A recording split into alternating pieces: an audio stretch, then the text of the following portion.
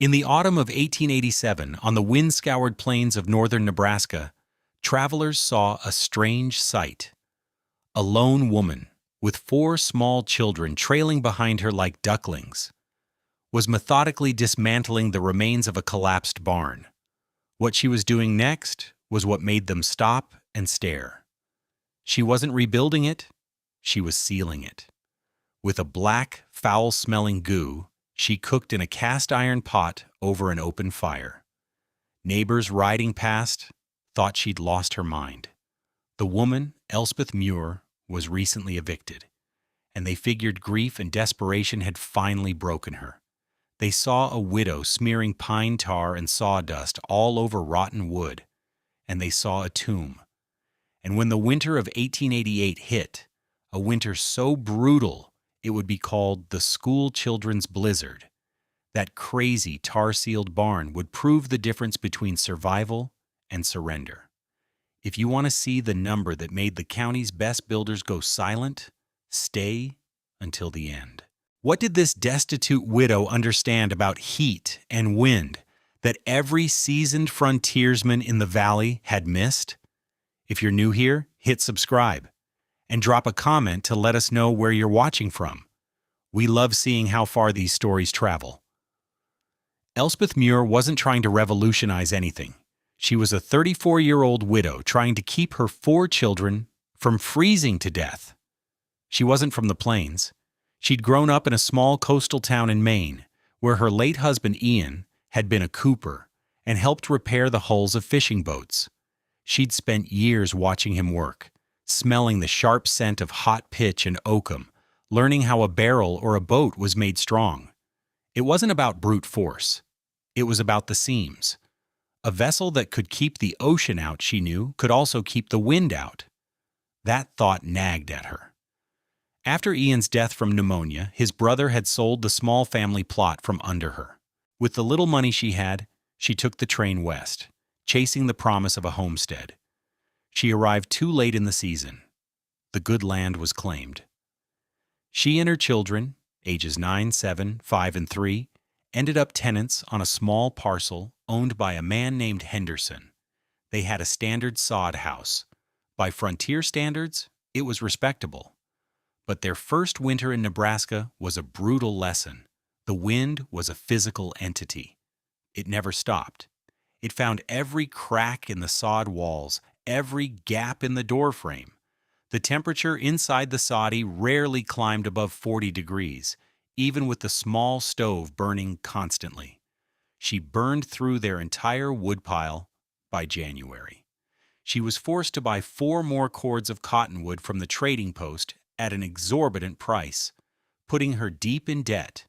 The suffering was specific and constant. Her children slept in a pile of blankets, fully dressed in their coats and hats. Her eldest, 9-year-old James, had a persistent rattling cough. Her youngest, Clara, had chilblains on her fingers and toes that wept and bled. Elspeth stuffed rags along the baseboards every evening, only to find them frozen stiff by morning, rimed with frost that had formed from the moisture of their own breath. She learned a fundamental truth of the plains that first year. The cold wasn't just the enemy. The wind was the enemy's general. Wind doesn't just chill the air. It strips heat directly from walls through a process called convection. It forces its way through 1,000 invisible cracks, stealing the precious warmth you've paid for in wood and sweat. That spring, unable to pay her debt, Mr. Henderson told her she had to be out by October. He wasn't cruel about it, just firm. It was business. She was evicted. With her 4 children and a single wagon of possessions, she was homeless as the aspens began to turn yellow. Her brother Thomas lived 20 miles east. He had a small, struggling farm and a large family of his own. He offered her a corner of his barn, a place to sleep in the hayloft. But he made it clear it wasn't a permanent solution. He was a good man, but a worried one, trapped by the harsh realities of his own life. Driving her wagon toward her brother's farm, she passed a wreck. It was an old barn on a piece of unclaimed section land, a parcel so rocky and windswept nobody had bothered to file on it. The barn's roof had caved in and one wall had collapsed. It was a ruin. But as Elspeth stared at it, she didn't see a wreck. She saw good timber. She saw a windbreak. And in her mind, she smelled the sharp, clean scent of pine pitch from the boatyards of her youth. An idea began to form. It wasn't a plan, not yet. It was the ghost of a solution. She remembered Ian telling her once, tapping the hull of a newly tarred dory, "It's not the wood that keeps the water out, Elle. It's the seal." She turned the wagon around. She wouldn't be a burden in her brother's barn. She would build her own, or rather, she would rebuild this one. Her plan was simple in concept, but staggering in its labor. She would use the standing walls of the collapsed barn as a shield. Inside that shield, she would build a smaller, tighter box, a house inside a house, and that inner box, she would make it seamless. She would make it airtight, like the hull of a ship. The first step was materials, and she had none. But the plains provided, if you knew where to look.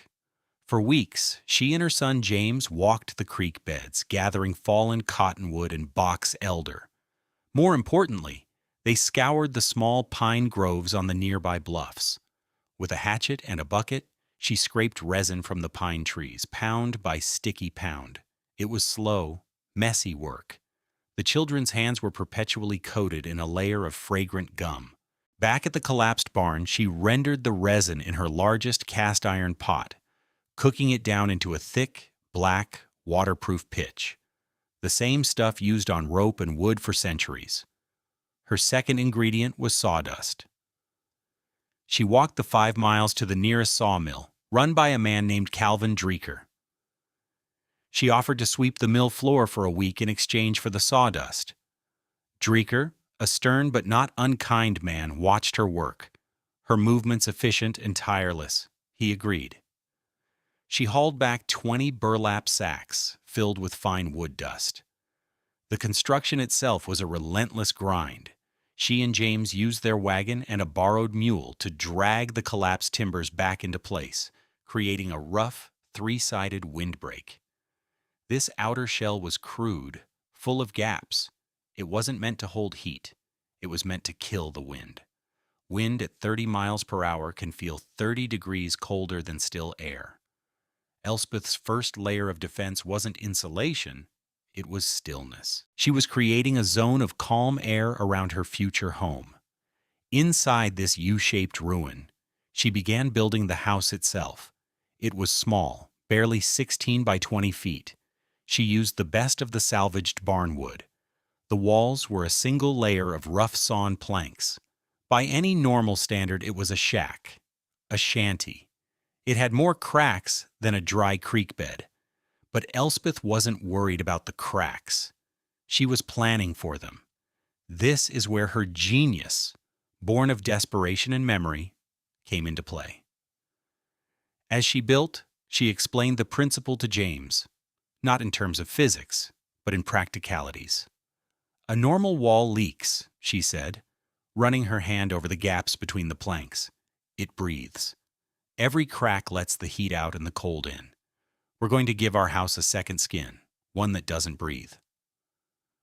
Once the small inner box was framed and roofed with more salvaged timber, the real work began.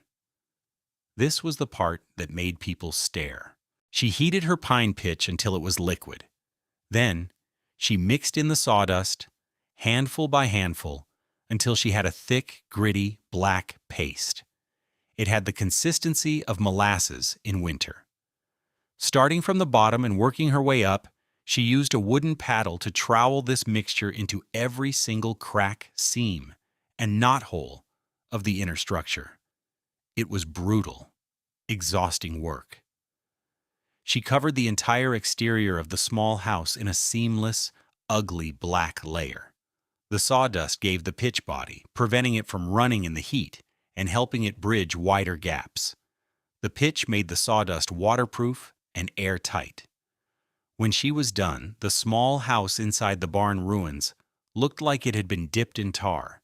It was monstrous to the eye, but it was sealed. Now here's what made this actually brilliant. An airtight wall is only half the battle. You need to manage moisture. Elspeth knew that from the boatyards too. A sealed hull with water inside is just a bucket. So, she built a small, baffled vent high on one wall and another low on the opposite wall, which she could open or close with small wooden plugs. This allowed for controlled ventilation, letting out the moisture from cooking and breathing without creating a draft. It was a primitive heat recovery ventilator designed by instinct. For the roof, she laid down salvaged planks, then a layer of thick sod she cut from the prairie. And then, over the top of it all, she applied another thick coat of her pine pitch and sawdust mixture. The final structure was bizarre. From the outside, you saw the skeletal remains of a large barn. Peeking from inside was a small, black, windowless box that seemed to absorb the light. The only openings were a single, tightly fitted door and two small, shuttered windows. Total cost, under $30. The land was unclaimed. The wood was salvaged. The cost was in the nails she had to buy, the rental of the mule, and a few other pieces of hardware. Her main currency was labor, thousands of hours of it. Her brother Thomas came to see it in late October. He stood there for a long time, his face a mixture of pity and shame. "Elspeth," he said, his voice low, "people are going to think we've lost our minds. They already talk. This is an embarrassment." Elspeth just looked at him, her hands stained black with pitch. "Let them," she said. And when neighbors saw it, they didn't see engineering. They saw poverty and madness. The ridicule started before the first snow. It wasn't always malicious. Sometimes it was couched in concern, but it was constant. Calvin Dreeker, the man who ran the sawmill, was the first authority to weigh in. He'd built half the cabins in the valley and considered himself an expert on frontier construction. He rode out one Sunday, ostensibly to check on her and the children. He walked around the strange structure, tapping the black-coated walls with his knuckles. "Mrs. Muir," he said, shaking his head slowly, "I admire your industry. I truly do. But this won't work." He pointed a thick finger at the wall. "This pitch, it'll get brittle as glass when the real cold hits. The first hard freeze, it's going to crack. All your work will be for nothing. The wind will tear it to pieces." He was making a reasonable, technical objection based on decades of experience. "You're creating a fire hazard, too. One stray spark from the chimney, and this whole place will go up like a torch." Elspeth listened patiently. Her response was terse, betraying no emotion. "Just trying something different, Mr. Dreeker." The cruelest insult came at the trading post. A big, loud teamster named Jedediah Sykes, known for his harsh humor, saw her buying a small bag of flour. He boomed, loud enough for the whole store to hear, "Looks like Elspeth's building a coffin for her and them kids, already tarted up for the burial." A few men snickered. The storekeeper looked away, embarrassed. Elspeth paid for her flour, her face a stoic mask, and walked out without a word. But the name stuck. People started calling her place the Tar Coffin. The gossip network buzzed. At the small church gatherings, women would whisper, their eyes filled with a mix of pity and morbid curiosity. Men at the trading post would speculate on how long it would last. Riders would sometimes go out of their way, trotting their horses past her strange homestead just to get a look at the widow's folly. The pressure came to her secondhand, mostly through her children. Her son James came home from a trip to the trading post with his jaw tight. "They were laughing, Ma," he said. "They called our house a black box." Even the circuit preacher, Reverend Miller, felt compelled to intervene. He was an institutional skeptic, a man who believed in proven methods and community standards. "Sister Muir," he said, his hands clasped nervously, "there are ways of doing things. This is not in any manual I have seen. It is not wholesome. It invites judgment." But the cut that went deepest came from her own family. Her brother Thomas visited again just before Thanksgiving. He was frantic with worry, not for her safety, but for their family's reputation. "Elspeth, you have to listen to me," he pleaded. "You're becoming a joke. People are going to think you're either scared of the wind or just plain incompetent. Maybe both. They think you don't know how to build a proper house, so you slapped this mess together. It reflects on all of us." Elspeth finally looked up from the wood she was splitting. Her voice was level, almost quiet. "I'm not trying to impress anyone, Thomas. I'm trying to keep my children warm." By December, not one person in the valley thought Elspeth Muir had solved anything. They thought she had built a monument to her own desperation, a black, ugly testament to her failure to adapt to the realities of the plains. They looked at her tar-sealed shack and saw everything she wasn't. Not a proper builder, not a sensible woman, not a part of the community. They saw an outsider who was about to learn a very hard lesson. Stay with me, because what happened next didn't just save her family, it forced an entire valley to question everything they thought they knew about shelter. Then January came, and it brought the kind of cold that separates theory from reality. The winter of 1888 is still recorded in climatology archives. It's remembered for the sudden, violent blizzard of January 12th, the one that caught dozens of children on their way home from school. But the brutal cold had set in long before that. The temperature began to plummet. January 5th, the thermometer at the trading post read -15 degrees Fahrenheit overnight. January 8th, it dropped to -26 degrees Fahrenheit. By January 10th, it was -34 degrees Fahrenheit at dawn, with a relentless wind out of the northwest that drove the wind chill to a soul-crushing -60 degrees Fahrenheit. For 18 consecutive days, the thermometer never once climbed above zero. The prairie became a place of pure survival.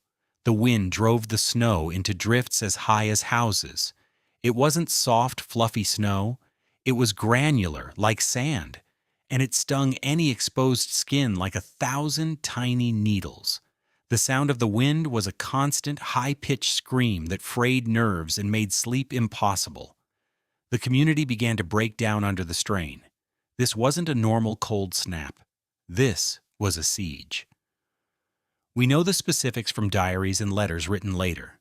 The Colby Ranch, one of the largest in the area, was burning through 2 cords of prime oak per month, and their well-built 2-story house was holding a miserable 42 degrees Fahrenheit.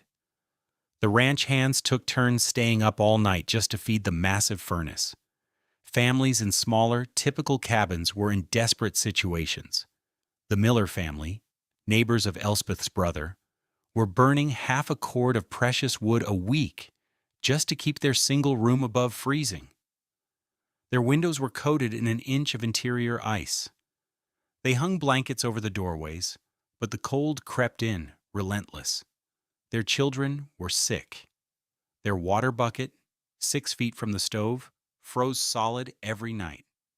The failure modes were varied and terrifying. Some families had stockpiled green wood which burned poorly and produced little heat. The moisture in the wood had to boil off before the wood itself could combust, stealing precious energy. Chimneys, caked with creosote from smoldering fires, caught flame. Others, clogged with ice and snow, failed to draw, filling cabins with blinding, choking smoke. Livestock left in simple barns froze to death where they stood. People started burning furniture. They burned fence posts. They burned anything that would give them another hour of warmth. And then, people started noticing the Muir place, or rather, the lack of anything to notice. Jedediah Sykes, the teamster, was trying to get a wagon load of emergency feed to a stranded ranch. He had to pass within 100 yards of Elspeth's property. He expected to see a column of smoke pouring from her chimney, a sign of a desperate, roaring fire. Instead, he saw only a thin, lazy wisp of gray smoke, barely visible against the gray sky. It was the kind of smoke you'd see from a well-banked fire on a mild autumn day, not a desperate blaze in the heart of a historic freeze. Then he saw Elspeth herself. She came out of the structure for a moment to grab a piece of wood from a small, covered pile near the door. She wasn't wearing a heavy coat. She was in a thick wool shawl, but not the layers of canvas and fur everyone else lived in. She moved quickly, without the hurried, shivering scramble of someone dashing out into lethal cold. She picked up a few logs and went back inside. The whole event took less than 30 seconds. Sykes sat on his wagon, dumbfounded. It didn't make sense. Stay with me, because the number that came off the thermometer inside that cabin didn't just surprise the valley, it defied the known laws of their world. The breaking point for the community's perception came on January 12th, the day of the Great Blizzard itself. The temperature was already minus 20 degrees Fahrenheit at noon when the sky turned a terrifying, dark gray-brown. The wind, which had been a steady 30 miles per hour, suddenly jumped to over 60. The temperature dropped 18 degrees in 3 hours. It was a storm of incomprehensible violence. Calvin Drecker, the sawmill owner, was a practical man. He knew who in the valley was prepared and who wasn't. At the top of his list of worries was the widow Muir and her 4 children in their tar coffin. He was certain the wind would have shattered the brittle pitch sealant, and that they were likely freezing to death. He felt a grim sense of responsibility. He had warned her. He loaded his sleigh with a quarter cord of his best seasoned oak, a gift of emergency fuel, and headed out into the teeth of the storm. It took him over an hour to travel the 2 miles to her homestead. The wind was so strong he could barely stand. When he finally arrived, he saw what Sykes had seen, an almost unbelievable lack of drama. The outer walls of the ruined barn were taking the full force of the wind, groaning and creaking, but deflecting the main blast. Inside that protected space, the small black house sat calmly, with just that thin wisp of smoke rising from its chimney. He hammered on the door, shouting over the roar of the wind. "Mrs. Muir, it's Calvin Drecker. Are you all right in there?" The door opened a few inches. The warmth hit him like stepping into a different season. It wasn't the scorching, dry heat of an overstoked stove. It was a steady, comfortable warmth. A wave of it washed over his frozen face. He blinked in disbelief. Elspeth stood in the doorway. "We're fine, Mr. Drecker. Is something wrong?" Behind her, through the cabin opening, Drecker saw the image that would become a local legend. He saw her 4 children sitting at a small wooden table. They were playing with carved wooden toys. They were in cotton dresses and shirt sleeves. Not coats, not blankets. Shirt sleeves. He was so stunned he could barely speak. "Everything. All right?" he stammered. "The fuel. Are you running low?" He gestured toward the sleigh. "I brought some oak."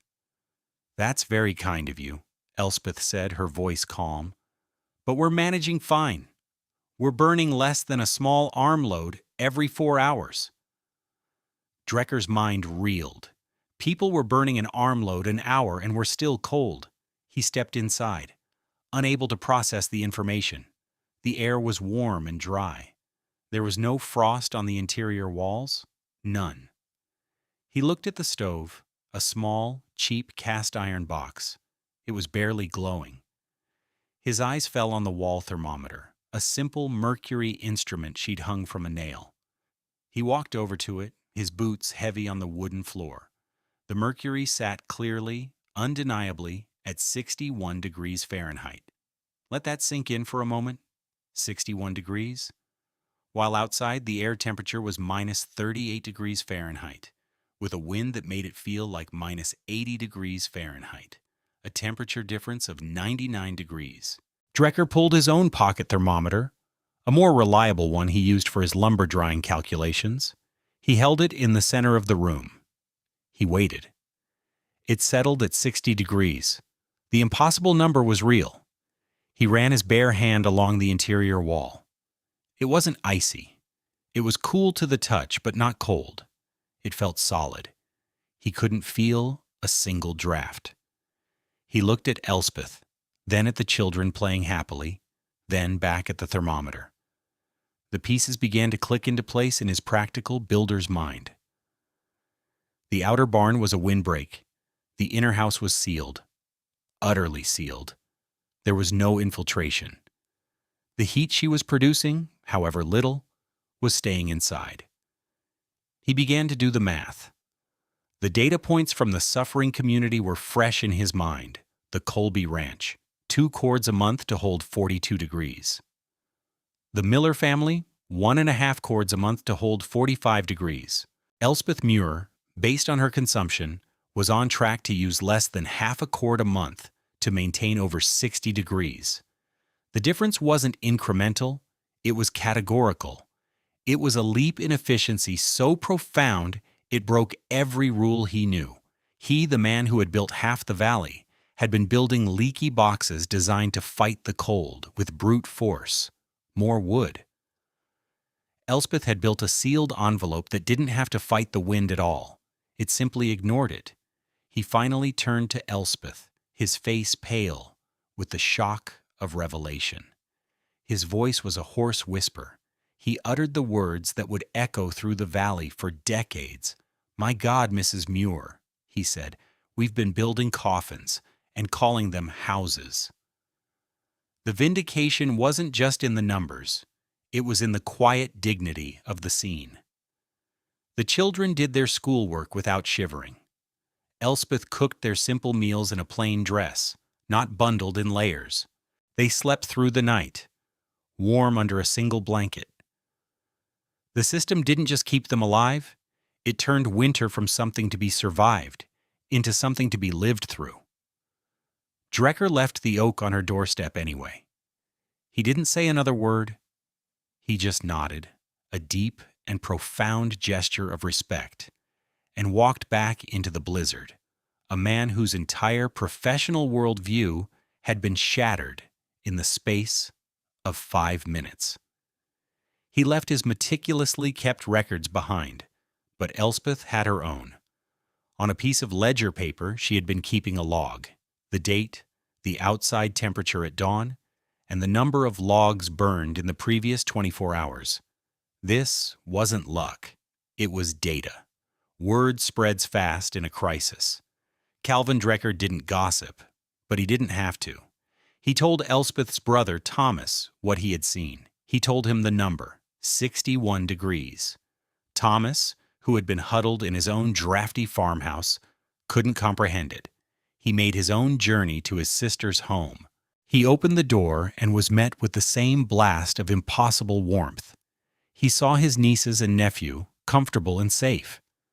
The shame he had felt for her folly was replaced by a staggering awe. He simply stood in the middle of the room and wept. The story of the tar coffin, that was actually the warmest house in the county, became a legend of the blizzard. It was the one piece of good news in a season of tragedy. The first convert was a practical man facing his own crisis, a neighbor named Henry Schmidt, whose wife was sick with pneumonia in a cabin that wouldn't hold heat. He came to Elspeth not with questions, but with a desperate plea for instruction. She didn't lecture, she showed him. She showed him how to render the pitch, how to mix the sawdust, how to apply the sealant. Henry didn't have a collapsed barn to work with, so he built a simpler variation. He constructed a crude, secondary wall of scrap lumber, a foot outside his existing cabin's north wall, the one that faced the wind. He sealed that outer wall with Elspeth's pitch and dust mixture. It wasn't a full envelope, but it was a start. The result was immediate. The temperature in his cabin rose by 10 degrees, and his wood consumption dropped by a third. His wife began to recover. That was all the proof the valley needed. Adoption of the Muir seal was slow at first, then rapid. By that spring, 7 families had built some form of sealed windbreak or applied the pitch mixture directly to their cabins. By the following summer, 12 more had. By the next winter, nearly 24 homes in the valley were partially or fully sealed using her method. The tar coffin had become the Muir house, a term of respect. Calvin Dreeker became her biggest advocate. He was the official documenter of her innovation. He began experimenting himself, building small test sheds to refine the technique. He presented his findings with meticulous temperature and fuel logs to the county extension agent. The agent, initially skeptical, came out with his own calibrated instruments and verified Drecker's numbers. He published a small bulletin the next year titled An Improved Method for Winter Habitation on the Plains, which, without naming Elspeth directly, described her technique in detail. The idea spread. Variations popped up across Nebraska and into the Dakotas. Some used tar paper as a base layer. Others mixed horsehair into the pitch for strength. But the core principle remained the same: an absolutely airtight exterior envelope. What Elspeth Muir had built out of desperation in 1887 anticipated by nearly a century what modern building scientists would rediscover and call the air barrier. Years later, when her children were grown and she was an old woman, a visiting journalist asked her if she knew she had invented a new form of insulation. Elspeth, sitting on the porch of the same small house, now clad in respectable wood siding but still sealed with pitch underneath, just shook her head. "This isn't new," she said quietly. "It's just correct. A boat has to keep the water out. A house has to keep the wind out. It's the same problem." The structure still stands today, preserved inside a larger museum building, a small, black, unassuming box that represents a quantum leap in survival engineering. It stands as a quiet reminder that the most profound innovations often come not from wealth and education, but from necessity and observation. The frontier didn't reward stubbornness or tradition. It rewarded what worked. Elspeth Muir's house worked better than anything else, because she was the only one who had correctly identified the real enemy. It wasn't the cold, it was the leak. What's the coldest winter you've ever faced? Drop a comment below and let us know where you're watching from. And if this story changed how you think about staying warm, hit that subscribe button. We share one proven frontier technique like this every single week. This video presents a historically inspired reconstruction. The characters and specific names are fictional, but the techniques are based on real historical practices of using pine pitch, tar, and other materials to waterproof and airtight structures against the brutal conditions of the American frontier. The principles of air barriers and windbreaks are fundamental concepts in modern building science.